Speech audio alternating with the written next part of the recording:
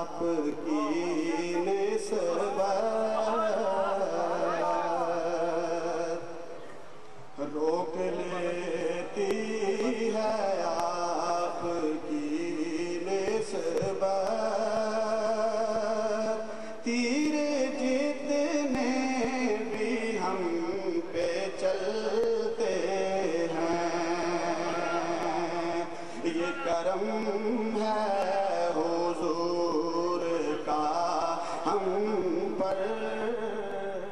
اللہ رب العزت کی وسیع و عریض کائنات اپنے خالق کی عظمت و برتری کا منہ بولتا ثبوت ہے، اور اس کائنات میں انسان کا وجود مرکز و محور کی حیثیت رکھتا ہے۔ اللہ کے وہ مقبول بندے جو تسلیم و رضا کے زیور سے آراستہ ہوتے ہیں اور اپنی زندگیاں احکامات شریعت کے عین مطابق گزارتے ہیں، زمانہ انہیں تادیر یاد رکھتا ہے۔ ایسی ہی ایک برگزیدہ ہستی راولپنڈی کے قلب میں آستانہ عالیہ محمدیہ عیدگاہ شریف میں آسودہ خاک ہیں، جن کے فیضان کے بدولت یہ درگاہ آج مرجع خلائق بنی ہوئی ہے۔ یہ مزار شیخ المشائخ خواجہ خواجگان حضرت حافظ عبد الکریم رحمۃ اللہ علیہ کا ہے۔ آپ کی ولادت باسعادت 11 اپریل 1848 بمطابق رجب المرجب 1264 ہجری بروز سہشنبہ صبح کے وقت راولپنڈی میں ہوئی۔ آپ کے آباء و اجداد شہر غزنی کے علاقے کابل سے تعلق رکھتے تھے۔ آپ کے جد اعلیٰ کا اسم مبارک غلام مصطفیٰ خان تھا۔ آپ کا شجرہ نسب کئی پشتوں کے بعد شہنشاہ ہندوستان ظہیر الدین بابر سے جا کر ملتا ہے۔ خواجہ پیر حافظ عبد الکریم کے والد حضرت نظر محمد اور آپ کی والدہ کا مزار پیر ودائی قبرستان راولپنڈی میں واقع ہے۔ آپ بچپن ہی سے غیر معمولی صلاحیتوں کے مالک اور دوسرے بچوں سے بہت مختلف تھے۔ اکثر آسمان کی وسعت و بلندی کا بغور مشاہدہ کرتے رہتے۔ استغراق کی یہ کیفیت گھنٹوں آپ پر طاری رہتی اور آپ بے خودی کے عالم میں کائنات کے سربستہ اسرار و رموز پر غور و فکر کرتے رہتے۔ یہی جستجو، شوق اور جذبہ آپ کو ولایت کے اتنے اعلیٰ مقام پر لے گیا کہ آج بھی اپنی حاجات و مناجات کے لیے عقیدت مندوں کا آپ کے مزار پر تانتا بندہ رہتا ہے۔ آپ کے پہلو میں اسی درگاہ عالیہ کے ایک اور نامور خانوادے رہبر شریعت شیخ المحدثین اور رئیس المفسرین حضرت پیر عبد الرحمن المعروف ثانی مدفون ہیں۔ آپ خود بھی سختی سے شریعت کے احکامات پر عمل فرماتے اور دوسروں کو بھی شریعت کے مطابق زندگی گزارنے کی تلقین فرمایا کرتے تھے۔ آپ دینی موضوعات کو علمی انداز میں بیان کرنے کا خاص انداز رکھتے تھے۔ ان موضوعات پر آپ کی گرفت اتنی مضبوط تھی کہ آپ کے تمام ہم عصر علماء کرام آپ کی صلاحیتوں کے معترف تھے، اور بڑے بڑے علماء کرام آپ کے علم و فضل سے استفادہ کرنے کے لیے آیا کرتے تھے۔ آپ کی تصنیف تجویز الرحمان دینی حلقوں کے لیے ایک گراں قدر سرمایہ ہے۔ آپ کی مرقد عالیہ کی دوسری طرف محو استراحت ہستی کا نام الحاج حافظ حبیب الرحمان المعروف لاسانی رحمۃ اللہ علیہ ہے۔ آپ نے اپنے بزرگوں کے مشن کو اپنے خون جگر سے تابانیاں بخشی۔ آپ کے متعلق کہا جاتا ہے کہ آپ کا متبسم اور منور چہرہ مبارک درگاہ عالیہ پر آنے والے پریشان زائرین کو محض اپنے دیدار سے ہی غنی کر دیا کرتا تھا۔ جب آپ آنے والوں پر مسکراتے ہوئے نظر ڈالتے تو اس دلنشین اور پرکیف منظر میں اتنی تاثیر ہوتی کہ آنے والا اپنا مدعا کہنے سے پہلے ہی اپنے آپ کو بامراد تصور کرنے لگتا اور اپنے دکھ درد بھول جاتا۔ آپ کو سیرت طیبہ کے مختلف پہلوؤں پر مکمل عبور حاصل تھا اور اس کے بیان میں اوج کمال رکھتے تھے، اور اپنے اس ہنر اور صلاحیت کو وہ اللہ کا خاص کرم اور اپنے مرشد کی عطا قرار دیا کرتے تھے۔ آستانہ عالیہ عیدگاہ شریف کے سجادہ نشین حضرت پیر حافظ محمد نقیب الرحمان اس عظیم درگاہ کی اعلیٰ اور قابل فخر روایات کو بڑے باوقار انداز میں قائم رکھے ہوئے ہیں۔ آپ کی سرپرستی میں آستانہ عالیہ میں ہر سطح کی تربیت کا عظیم عمل پورے جوش و جذبے سے جاری و ساری ہے۔ ان کے اکابرین نے درس و تدریس کی جو شمع روشن کی تھی وہ آج بھی فروزہ ہیں۔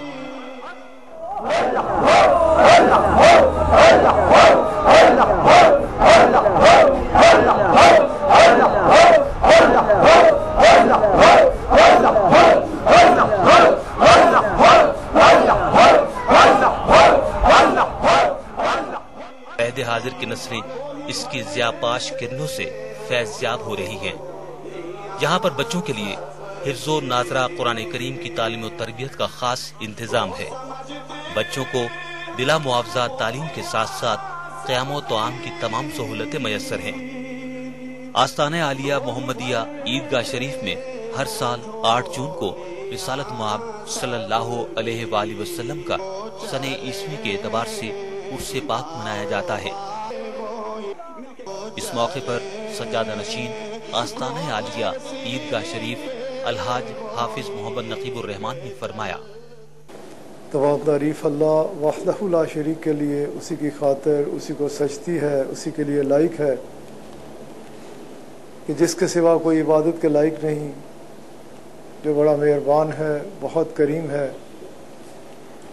حد سے زیادہ نوازنے والا، کرم فرمانے والا، توبہ کو قبول فرمانے والا، گناہوں کو معاف فرمانے والا، درجات کا بلند فرمانے والا، بے پناہ بلند و بالا شانوں والا بادشاہ کے جس کے فضل و کرم کی نہ تو کوئی انتہا تھی، نہ ہے اور نہ ہو سکتی ہے، اور بے پناہ درود و سلام ہمارے آقا و مولا، ہماری جانوں کے بادشاہ، حاضر و ناظر، مختار کل، اللہ کریم کے حبیب صلی اللہ علیہ وآلہ وسلم کی ذات اعلیٰ کے اوپر، کہ جن کے مقام کو، جن کی شان کو اور جن کی حقیقت کو آپ کے رب کے علاوہ کوئی اور جانتا نہیں، جن پہ درود و سلام بھیجتا ہے تو اللہ کریم، جن کی آنے والی آن کو پہلی آن سے بلند تر فرما رہا ہے تو اللہ کریم، جن کے چہرہ مبارک کو ہر وقت، ہر لحظہ، ہر آن اپنی نگاہوں کا محور و مرکز بنا کے رکھے ہوئے ہے تو اللہ کریم، جن کے ذکر پاک کو خالصتاً آپ ہی کی خاطر بلند فرمانے کا اعلان فرمائے تو اللہ کریم، جن کی اطاعت کو اپنی اطاعت قرار دے تو اللہ کریم،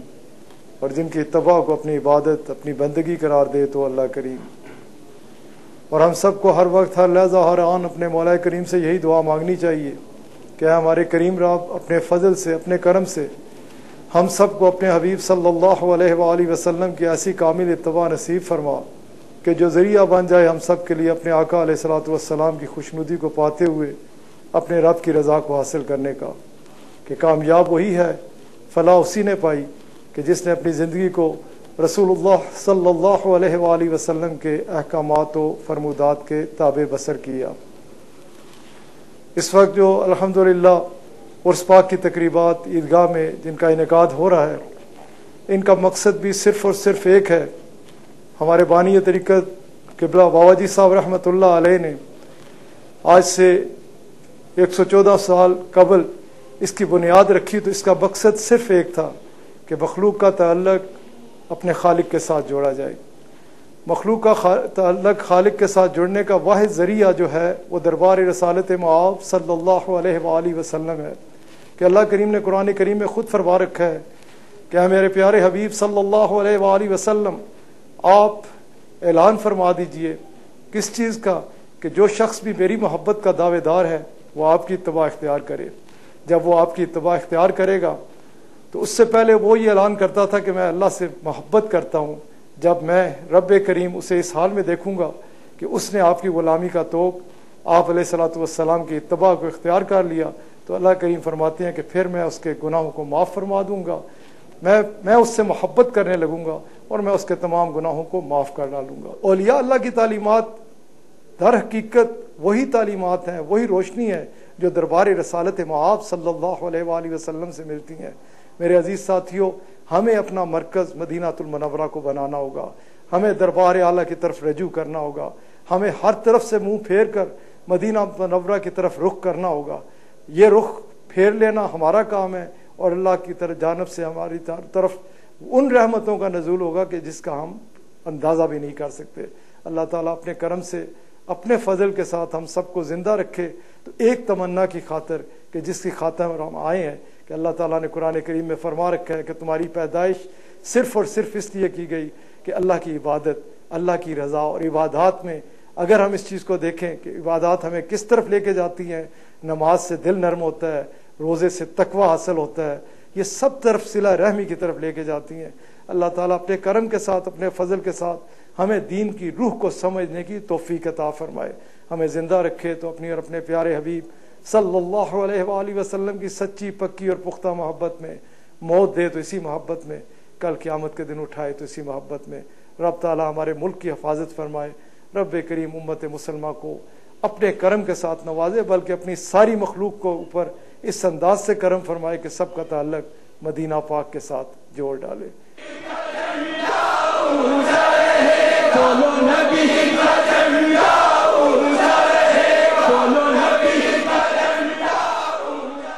इस उर्स मुबारक के मौके पर पूरे मुल्क और बैरून मुल्क से अकीदतमंदों की एक बहुत बड़ी तादाद शिरकत करती है। या हबीब खुदा करम हो, हम जहाँ के सताए हुए हैं।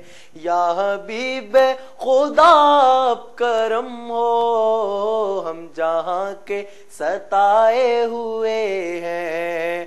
आप ही का सहारा है हमको, आस हम भी लगाए हुए हैं।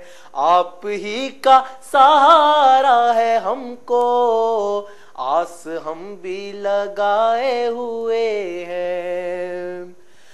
मालो जर की यहाँ क्या हकीकत, ये तो है आपकी बस नायत।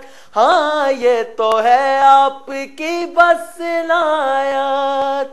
आ नहीं सकता कोई यहाँ खुद, आ नहीं सकता कोई यहाँ खुद, सब उन्हीं के बुलाए हुए हैं। दरगाह आलिया ईदगाह शरीफ की रिवायत है कि यहाँ से किसी फर्द, किसी जमात, किसी फिरके या किसी ग्रोह की दिल आजारी नहीं की जाती और मकसद सिर्फ रसूलुल्लाह सल्लल्लाहु अलैहि वसल्लम की शान अख्तस बयान करना होता है।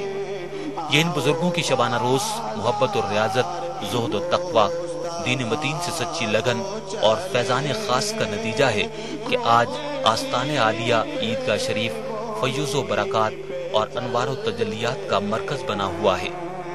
इस रूहानी, वजदानी और इरफानी इज्तिमा के इख्तिताम पर मुल्क व मिल्लत की तरक्की और खुशहाली, बका और सलामती के लिए इज्तिमाई दुआ की जाती है, जिसमें लोगों की कसीर तादाद अल्लाह रब्बुल इज्जत के हुजूर दस्त बदुआ होती है।